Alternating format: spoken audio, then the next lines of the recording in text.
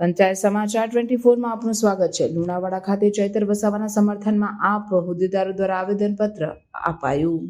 ડેડિયાપાડાના આમ આદમી પાર્ટીના ધારાસભ્ય ચૈતર વસાવાના સમર્થનમાં લુણાવાડા ખાતે જિલ્લા મથક પર આવેદનપત્ર આપવામાં આવ્યું હતું। આમ આદમી પાર્ટીના હોદ્દેદારો અને કાર્યકર્તાઓ મોટી સંખ્યામાં હાજર રહ્યા અને ચૈતર વસાવા માટે એકતા દર્શાવવાની કોશિશ કરી। ચૈતર વસાવા હાલમાં કાનૂની પ્રક્રિયામાંથી પસાર થઈ રહ્યા છે, જેમાં તેમની જામીન અરજી અને વિવાદાસ્પદ ઘટનાઓ પણ ચર્ચામાં છે।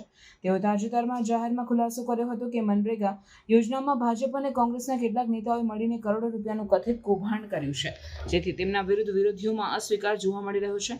આ કથિત કૌભાંડમાં અનેક મોટી બેઠક ધરાવતા નામો આવેલા છે અને ઘણા દુષ્પ્રભાવિત પક્ષોએ ખુલ્લેઆમ વિરોધ દર્શાવ્યો છે। ચૈતર વસાવાની આગવી વાણી અને મક્કમ વલણથી તેઓ જનસમાજ અને કાર્યકરો વચ્ચે લોકપ્રિય છે। લુણાવાડામાં આમ આદમી પાર્ટીના હોદ્દેદારો દ્વારા રજૂ થયેલા આવેદનપત્રમાં અપીલ કરવામાં આવી છે કે ચૈતર વસાવા સાથે યોગ્ય ન્યાય થાય અને હરકત માટે ધારાસભ્યની ધરપકડ કે અન્ય પગલાં યોગ્ય હોવાથી જ લેવાઈ શકે।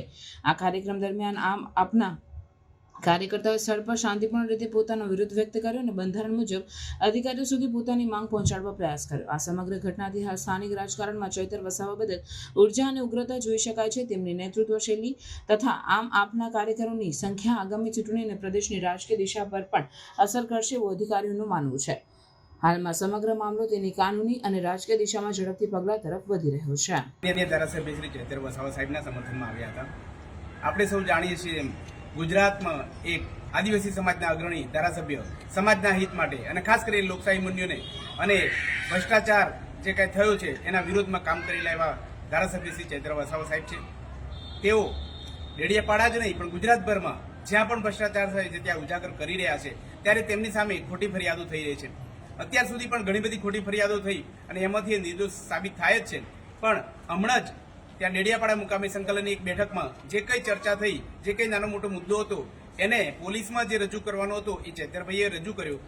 એની સામે એમની સામે ખોટી ફરિયાદ કરીને એમને અરેસ્ટ કરવામાં આવ્યા અને એવી કલમો લગાડી છે કે એમને જામીન પણ મળતા નથી, જે ખરેખર ખૂબ જ દુઃખદ છે। આ બાબતના ઘેરા પ્રત્યાઘાત આદિવાસી સમાજમાં પડ્યા છે। આદિવાસી સમાજની સાથે સાથે આમ આદમી પાર્ટીના ધારાસભ્ય હોવાના નાતે અમે આમ આદમી પાર્ટી મહીસાગર જિલ્લાના કાર્યકરો આજે કલેક્ટરશ્રીને આવેદનપત્ર મુખ્યમંત્રીના નામે આપીને જણાવેલ છે આ વિગત કે તાત્કાલિક એમને એ ફરિયાદ બાબતે યોગ્ય કરે અને ધારાસભ્ય શ્રી જેલમુક્ત થાય એવી રજૂઆત કરી છે। આભાર આપ સૌનો। હું બાબુભાઈ ડામોર, મહીસાગર જિલ્લા પ્રમુખ। આપણે સૌ જાણીએ છીએ કે ગુજરાતના આદિવાસી વિસ્તારની અંદર ચૈતર વસાવા એક નારો છે, એક નામ છે। સાથે સાથે ઈમાનદાર આમ આદમી પાર્ટી સાથે જોડાઈને એ જ્યારે લોકોના કામ કરી રહ્યા છે અને ભ્રષ્ટાચારને ઉજાગર કરી રહ્યા છે, ત્યારે એમના ઉપર અગાઉ પણ વનકર્મીઓ પર હુમલો કરવા જેવી ખોટી ફરિયાદ કરવામાં આવી હતી।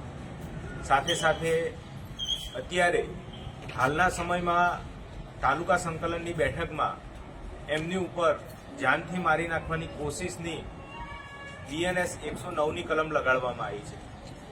આદિવાસી વિસ્તારોમાં વાસ્તવિકતા જોવા જઈએ તો દરરોજ કોગ્નિઝેબલ પ્રકારના બિનજામીનપાત્ર અઢળક ગુનાઓ બને છે, જેમાં પોલીસ કોઈ કાર્યવાહી કરતી નથી અને ભીનું સંકલી લેવામાં આવે છે। ત્યારે આદિવાસી સમાજના આગેવાન અને વિપક્ષનો મુખ્ય ચહેરો હોવાના નાતે ચૈતર વસાવાના અવાજને, આદિવાસી સમાજના અવાજને દબાવવા માટે આજે કહેવાતી ખોટી ફરિયાદ કરવામાં આવી છે, એ ખોટી ફરિયાદ રદ કરવામાં આવે અને ચૈતરભાઈ વસાવાને જેલમુક્ત કરવામાં આવે। સાથે સાથે આ પ્રકારની જે કાયદો અને વ્યવસ્થાની કથળતી પરિસ્થિતિ છે એની પર સરકાર સુઓ મોટો લે અને આની અંદર સુધારણાના પ્રયત્નો કરે એવી અમારી માંગણી સાથે આજે માનનીય જિલ્લા કલેક્ટર સાહેબ શ્રી મહીસાગરને અમે આવેદનપત્ર આપ્યું છે અને એમના થકી અમે ગુજરાતના મુખ્યમંત્રી ભૂપેન્દ્રભાઈ પટેલને રજૂઆત કરીએ છીએ કે કાયદો અને વ્યવસ્થાની પરિસ્થિતિ સાચવે, નહીતર આવનારા સમયની અંદર આદિવાસી સમાજ અને સમગ્ર આમ આદમી પાર્ટીના કાર્યકરો ગુજરાત લેવલે એક મોટું આંદોલન કરવાની તૈયારી કરી રહ્યા છે। જય હિન્દ, જય ભારત, જય જોહાર, જય આદિવાસી।